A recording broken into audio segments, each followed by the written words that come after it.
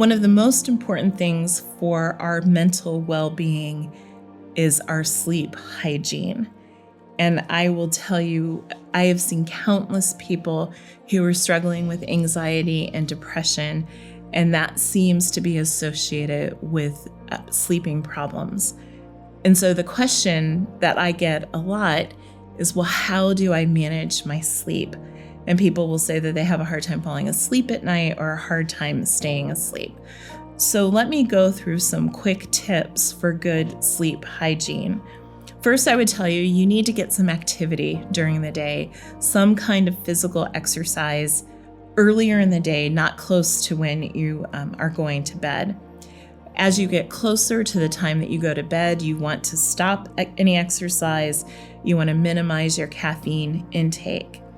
And a couple of things about that sleeping space. Number one, your bed should only be for sleeping. If you're laying in bed watching movies or reading or that sort of thing, your body is not going to learn that that's the place where you go to sleep. So minimize activities other than sleep that you do lying down. Turn down the lights in your home an hour or two before you go to bed so that your body begins to recognize that it's getting close to time to go to sleep. When you're sleeping, you want the lights as low as possible, turned off if possible. You also want to minimize any noise. I know a lot of people say they sleep better with the radio on. The truth of the matter is we really don't. I would also recommend, and I know that this is a really hard one for people, but all technology needs to be removed from the bedroom. No TV, no cell phone, no radio, it all needs to go.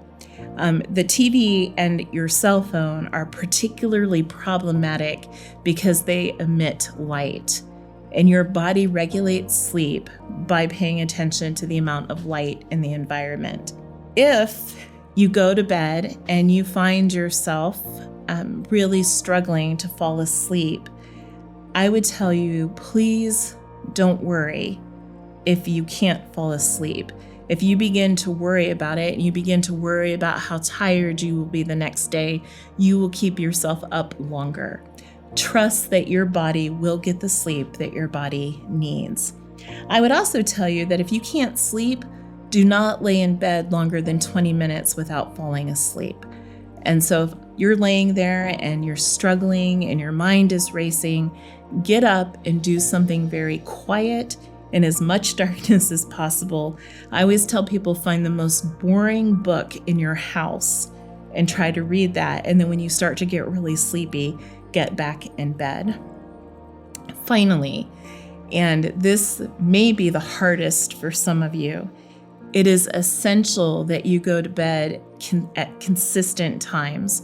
You go to bed at the same time and you get up at the same time. In fact, research says that getting up at a consistent time every single day is more important for the regulation of our sleep than going to bed at the right time or at the same time every night. And so I know we like to sleep in on Saturday mornings, but that really is not the best thing for us. So watch your sleep. It matters to your mental health.